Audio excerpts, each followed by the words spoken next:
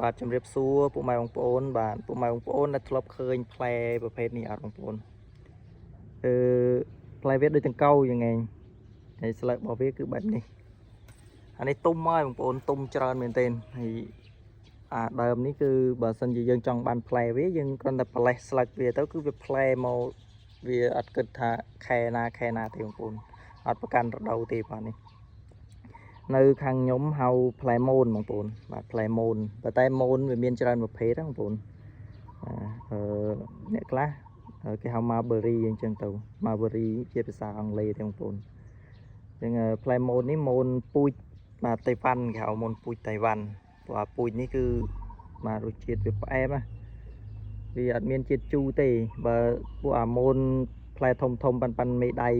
កូនដៃហ្នឹងអាហ្នឹងផ្លែវាជូរអែមបងប្អូនតែអានេះផ្លែវាអត់ជូរទេផ្លែវាគឺផ្អែមសុទ្ធតែម្ដង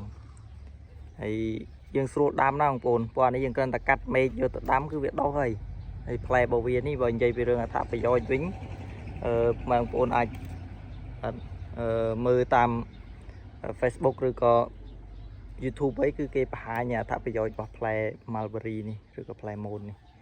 អានេះអ្នកខ្លះគេហៅពូជមូនទឹកឃ្មុំឬក៏មូនតៃវ៉ាន់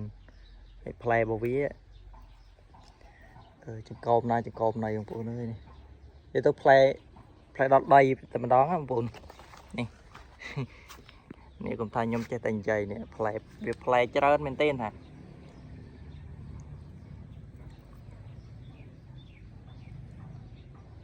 ផ្លែវាមានរសផងបងប្អូនដោយសារតែនៅខាងខ្ញុំនេះអត់មានអ្នកដឹងថាផ្លែនេះញ៉ាំកើតបងប្អូនអត់ដែលមានអ្នកដឹងថាផ្លែនេះញ៉ាំកើតទេអញ្ចឹងផ្លែរបស់វាមកគឺតែខ្ញុំតែគ្រួសារខ្ញុំនឹងឯងដែលញ៉ាំនោះបងប្អូនហើយបើប្រាប់គេផ្សេងថាផ្លែនេះញ៉ាំកើតគាត់អត់ចង់ហ៊ានសាកទៀតតែដល់ពេលគាត់ហូបហើយគាត់ញ៉ាំហើយគឺគាត់ចង់បានពូជតែម្ដងអញ្ចឹងផ្លែរបស់វាគឺរសជាតិផ្អែមគ្រាន់តែមួយដើមនេះចូល 4-5 គីឡូហ្នឹងបងប្អូននេះបាទសូមបញ្ជាក់ថាមូននេះគឺมันពិបាកដាំទេបងប្អូនស្រួលដាំខ្លាំងមែនទែនហើយយើងគ្រាន់តែយកមែករបស់វាយកទៅកាត់បាទយកទៅកាត់ហើយដាក់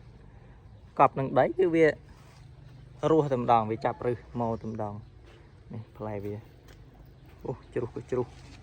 ច្រើនមែនទែនបងប្អូនចង់ញ៉ាំអត់បងប្អូនចង់ញ៉ាំអាចខមមិនថាចង់ញ៉ាំបានបងប្អូន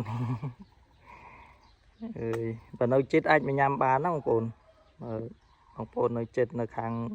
ប្រទេសមានជ័យណាប្រទេសមានជ័យថ្មពួកយើងចឹងនេះខ្ញុំដាំនៅខាងប្រទេសមានជ័យស្រុកថ្មពួកបងប្អូនបើបងប្អូនចិត្តនៅចិត្តអីចង់បានពូជអីអាចបានមកយកបានខ្ញុំអត់កំណាញ់ពូជទេបងប្អូនពូជនឹងវាដាំទៅវាអត្ថប្រយោជន៍ដល់សុខភាពយើងដែរតែអញ្ចឹងវីដេអូរបស់ខ្ញុំសូមបង្ហាញតែប៉ុណ្ណេះទេបងប្អូនបាទសូមគោរពអរគុណ